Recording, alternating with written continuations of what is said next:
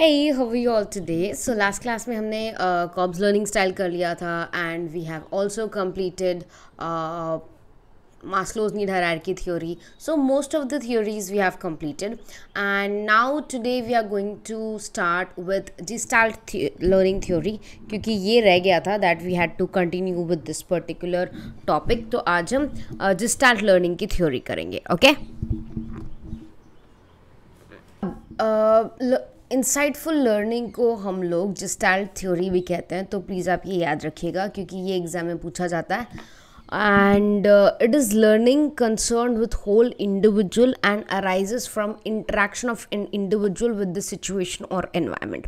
तो यहाँ पर एक बच्चा जब परसेप्शन मतलब कोई चीज़ पे ध्यान देता है, कोई चीज़ को समझने की कोशिश करता है, परसीव करने की कोशिश करता है, यहाँ पे मेन टॉपिक है दैट इज़ परसीव, ठीक है, तो उसको समझ में आता है. तो यहाँ पर मेन जो चीज़ है वो है हम अनुभव कैसे करते हैं, हमारी दृष्टि कैसी है, या हम किस तरीके से उस चीज़ को समझने की कोशिश करते हैं. इसमें हमारी धारणा आती है, हमारा सोच आता है, हमारी कल्पना, विचार, ये सारी चीज़ें मेन होती हैं. तो अभी तक आपने जितनी भी थ्योरीज देखी हैं, या तो आप ऑब्जर्वेशन से सीखते हैं बच्चे, ठीक है, 1 सेकेंड, ऑब्जर्वेशन से सीखते हैं, या एक्सपीरियंसेस सीखते हैं, या कोई और तरीका होता है, या कॉज एंड इफेक्ट भी कह सकते हैं हम लोग. बट यहाँ पर अगर आप कीवर्ड्स ढूंढना चाहते हैं तो यहाँ पर आपके कीवर्ड्स होंगे perception, thinking, understanding the situation, interaction, ये आपके कीवर्ड्स हो जाएंगे, ठीक है. सो आपको इसको ध्यान रखना पड़ेगा कि ये आपको ये वर्ड्स याद रखने पड़ेंगे. ये वर्ड्स ही जेस्टाल्ट थ्योरी का बेस माना जाता है, ठीक है. अब steps involve in insightful learning. इस इंसाइटफुल लर्निंग में कौन से स्टेप्स हैं? बहुत ही ये सिंपल है, ये चारों स्टेप्स इन्वॉल्व हैं. सबसे पहले होता है प्रिपरेशन. प्रिपरेशन मतलब आप किसी भी प्रॉब्लम को सॉल्व करने के लिए तैयारी करते हैं, आप अपनी प्लानिंग करते हैं, ठीक है. उसके बाद आता है इंक्यूबेशन. उसका मतलब अब आप कोई काम नहीं कर रहे हैं, यहाँ पर कोई एक्शन नहीं हो रहा, यहाँ पर कोई एक्शन नहीं हो रहा, आप उसी प्रॉब्लम को गहराई से अध्ययन कर रहे हैं, आप उस प्रॉब्लम को समझने की कोशिश कर रहे हैं. तो पहला हो गया तैयारी कि आप प्रॉब्लम सॉल्व करने को तैयार हैं. सेकंड कि आप उसको गहराई से समझने की कोशिश कर रहे हैं, पता कर रहे हैं कि वो प्रॉब्लम है क्या. और कई बार क्या होता है, वो प्रॉब्लम को ढूंढते ढूंढते काफ़ी बार झटके से हमें आंसर मिल जाता है, मतलब हमें पता चल जाता है कि उसका आंसर क्या है. That is insight.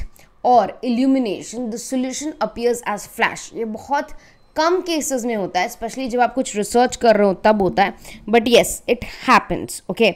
उसके बाद द लास्ट इज़ इवैल्यूएशन. आप लास्ट में चेक करते हो कि आपने जो भी किया है वो सही है कि नहीं, या जो भी आपने फाइनल डिसीजन लिया है या जो भी सोल्यूशन लिया है वो सही है कि नहीं, उसका मूल्यांकन करते हो.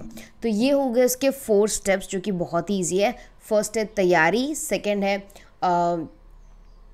उष्मायन, थर्ड है रोशनी, और फोर्थ है मूल्यांकन. तो ये आपको चारों याद रखने अच्छे से, और इसी के बेसिस पे एग्जाम में क्वेश्चंस पूछे जा सकते हैं, ठीक है.